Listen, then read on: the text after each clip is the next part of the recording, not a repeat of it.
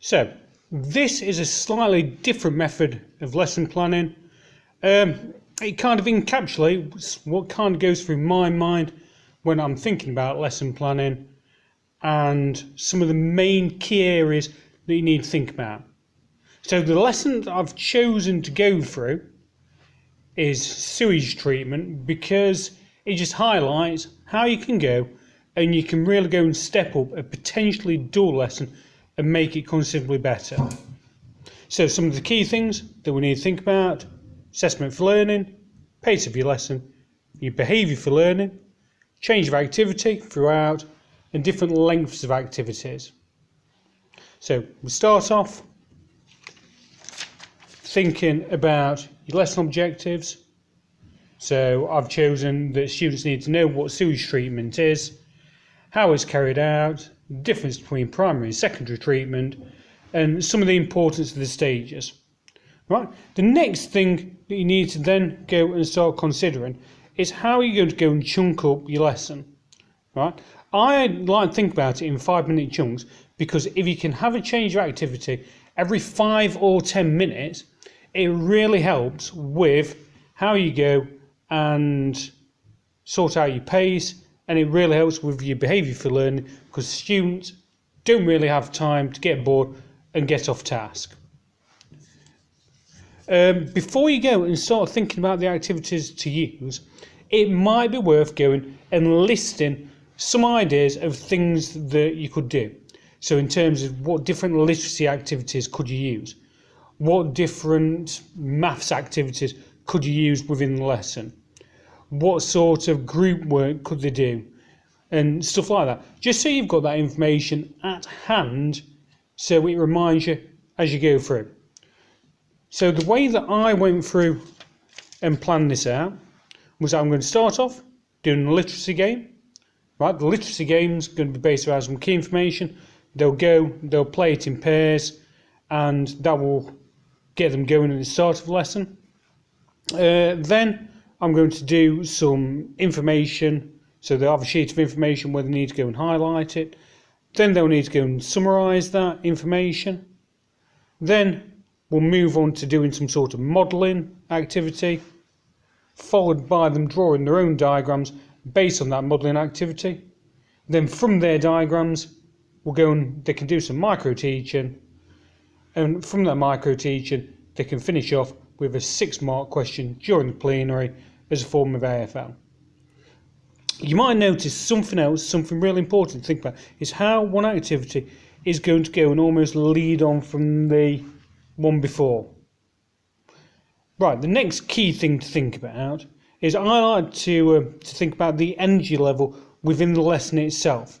So the energy level that the students will have during the activities. As realistically, you want your energy level to go up and down and up and down, so it helps with pace and it helps with your behaviour for learning within the lesson, because as the student, you don't want the students to stay too high for too long, but in the same way, you don't want them to be sat being dull and not really on task for too long either. So the way that I think about it, the way it kind of works in my head, is I almost think about how it would look if it was graphed out. So, in terms of your energy level, right, if they're doing a literacy game to start off with, then that's going to get them excited, and you're then going to have to do something to bring them back down. So then if they're highlighting, that's going to bring them back down. If they're summarising, that's going to bring them back down. Then you're going to get them up and start looking at a big model, which is going to excite them again. So your energy will go up. Then you want to calm them down again, where they're going to have to do something by themselves. So labeling their own diagrams will do that.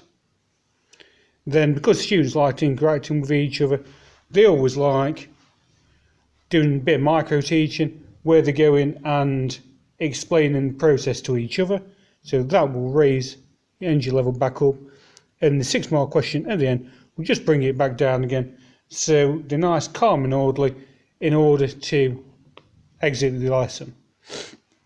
Right, the last two parts that you need to consider. Right, the most important one is your AFL. And after we'll look at how we could possibly go and improve that, but I'll come on to that after. So, almost for each of your activities, you've got to think about your AFL that you're going to do to it in order to help you assess how much students have learned at that particular point. So, after they've done the literacy game, a little bit of AFL that I'll do is I would go and ask students questions based on that literacy game, right? Make sure that you're asking them at random. Then the information activity, after they've highlighted it, I'll put up a little dice game on the board where they're going to go and answer some questions off the board by rolling a dice and picking questions for each other. Right, after they've gone and done that as well, so after they've gone and done their key points, they'll go and they'll do like a little small snowball activity. So where one person will explain it to the next, then they'll come up with their summary between them. Then that pair will go and explain it to another pair.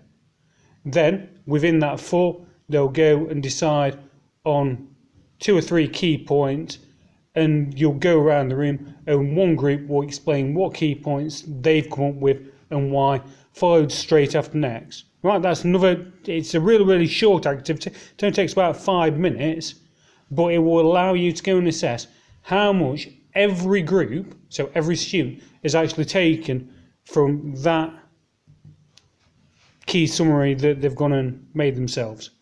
Right, during the modelling activity, small part of AFL that I like to think about is how you're going to go and question students. Make sure you're asking them loads of questions. During the micro teaching, right, your AFL, right, there's a few various different ways. If you've got time, you can stopping and starting them so you can go and ask questions, but just listening to them is actually quite a good form of AFL in that case. And after the 6-mark question, you can go and they can do some green pen marking. They can peer assess each other's work using the mark scheme, and you can have a show of hands or thumbs up and down or whatever at the end, just to see how well they did. Right, so that's more or less, when I taught the lesson, that's more or less where I finished it.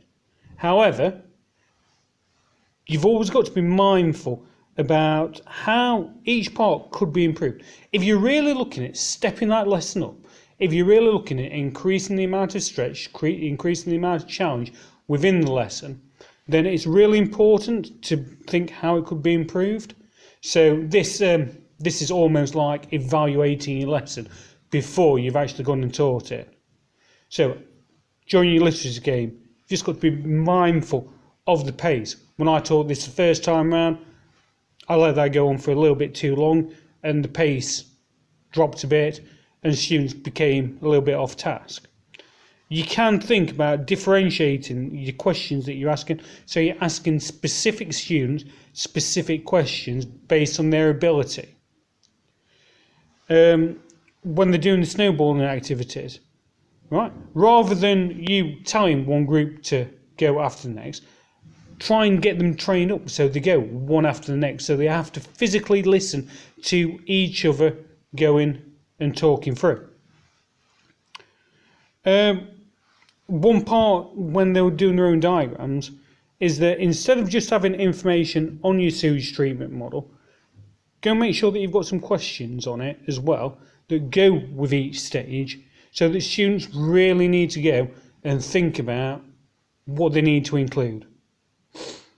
And the final bit is that after the peer assess, you could go through some general feedback on improvements that they think as a class that they could make. Right, that's a very, very short, simplified version of planning a lesson. It goes through things that you need to think about. Literally, you can roll out a really, really good lesson in less than 10 minutes. Right, the following last minutes of the video, I'll run through very, very briefly the activities that I carried out so you can see how the actual lesson looked in practice. Below, if you follow the link, there is a copy of a blank lesson planning sheet that you can go and download. So, when starting the lesson, like I explained before, I start off with the literacy game. Students work through that. I did plenty of questioning. We followed that with some key information highlighting. After the students did that, we went and we did snowballing activity where they explained and summarised it to each other.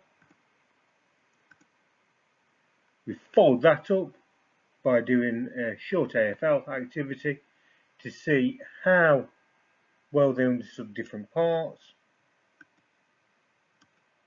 This was followed by the modelling activity where students went and produced their diagrams, then went and micro-taught each other about it.